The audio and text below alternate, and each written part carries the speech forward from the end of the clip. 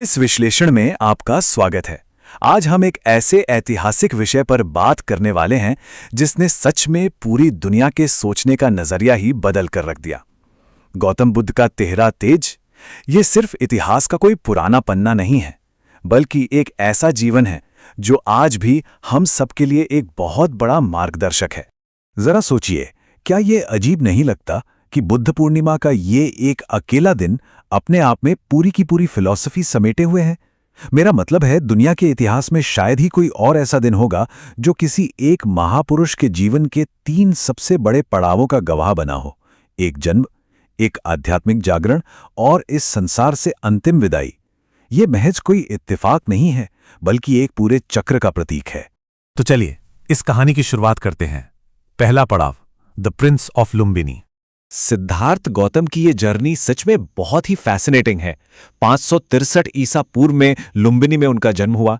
फिर 29 साल की उम्र में उन्होंने महल छोड़ दिया और अंत में 80 साल की उम्र में कुशीनगर में महापरिनिर्वाण प्राप्त किया। ये सिर्फ कुछ तारीखें नहीं हैं, बल्कि ये वो टाइमलाइन है जिसने एक राजकुमार को एक प्रबुद्ध शिक्षक में बदल दिया। अब इमेजिन कीजिए एक ऐसी लाइफ जहां हर सुख सुविधा आपके कदमों में हो। 563 ईसा पूर्व के आसपास जन्मे सिद्धार्थ को हर वो लग्जरी दी गई जो आप सोच सकते हैं। उन्हें जानबूझकर दुनिया के हर दुख दर्द से बिल्कुल शील्ड करके यानी बचा कर रखा गया था। एक ऐसा बुलबुला जहां किसी भी तकलीफ की कोई गुंजाइश ही नहीं थी। लेकिन फिर लाइफ का टर्निंग पॉइंट आता है। दूसरा पड़ाव, द 3 साइट्स। 29 साल की उम्र में जब सिद्धार्थ पहली बार अपने उस सुरक्षित महल की दीवारों से बाहर निकले तो उनका सामना इन 3 दृश्यों से हुआ। एक बूढ़ा व्यक्ति, एक बीमार इंसान और अंत में एक मृत शरीर। इन 3 चीजों ने उन्हें अंदर तक झकझोर दिया। उन्हें पहली बार यह रियलाइज हुआ कि बुढ़ापा, बीमारी और मौत ये ऐसे कड़वे सच हैं जिनसे दुनिया का कोई भी इंसान बच नहीं सकता। और इसी झटके ने जन्म दिया हमारे तीसरे अध्याय को, द क्वेस्ट फॉर ट्रूथ। इस कड़वी सच्चाई ने उनके अंदर एक गहरी बेचैनी पैदा कर दी। अपनी अपार संपत्ति और परिवार को छोड़कर वो सीधे एक एक्सट्रीम से दूसरे एक्सट्रीम पर चले गए। कहाँ वो महल की शानदार लाइफ और कहाँ ये घोर तपस्या। लेकिन कई सालों तक शरीर को कष्ट देने के बाद उन्हें समझ आ गया कि खुद को भूखा मारना या हद से ज्यादा तकलीफ देना भी सही रास्ता नहीं है।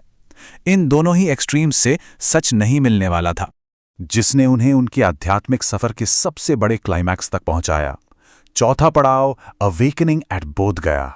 अतिवाद को पूरी तरह नकारते हुए उन्होंने बोध गया में एक पीपल के पेड़ के नीचे गहरा ध्यान लगाया। उनका रिजॉल्व एकदम पक्का था, जब तक जीवन का परम सत्य नहीं मिल जाता वो वहां से नहीं उठेंगे। और यहीं उनका ट्रांसफॉर्मेशन हुआ। वो बुद्ध बन गए। बुद्ध, जिसका सीधा सा मतलब है जागृत या सत्य का ज्ञान प्राप्त करने वाला व्यक्ति। उनके जीवन से अज्ञानता का अंधेरा अब पूरी तरह से गायब हो चुका था। इस ज्ञान के बाद उन्होंने दुनिया को क्या दिया? 5वां पड़ाव, द मिडिल वे। उन्होंने दुनिया के सामने जो फिलॉसफी रखी वो अहिंसा, सत्य और सबसे जरूरी मध्यम मार्ग पर टिकी थी, द मिडिल वे। ये एक ऐसा रास्ता है जो अत्यधिक भोग और अत्यधिक कष्ट दोनों से बचाता है। ना तो सुख में पूरी तरह डूबना है और ना ही शरीर को फालतू के कष्ट देने हैं। सच्चा बैलेंस ही शांति का असली रास्ता है। और इस सब का असर क्या हुआ? छठा और आखिरी पड़ाव, लेगेसी ऑफ बुद्ध पूर्णिमा।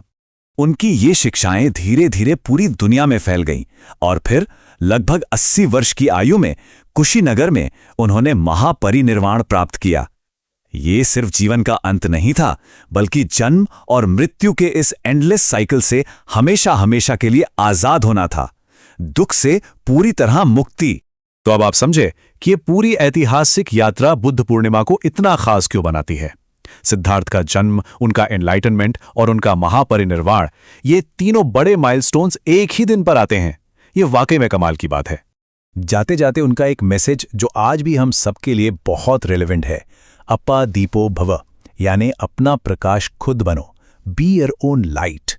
ये हमें सिखाता है कि सच की तलाश बाहर नहीं बल्कि हमेशा अपने भीतर करनी होती है। तो आखिर में ये एक बड़ा सवाल हम सबको सोचने पर मजबूर करता है। आज की इस भाग दौड़ भरी और स्ट्रेसफुल लाइफ में हम ये मध्यम मार्ग कैसे अपना सकते हैं? क्या हम अपने जीवन के इन एक्सट्रीम्स को बैलेंस करके सच्ची शांति पा सकते हैं? इस बारे में जरूर सोचिएगा।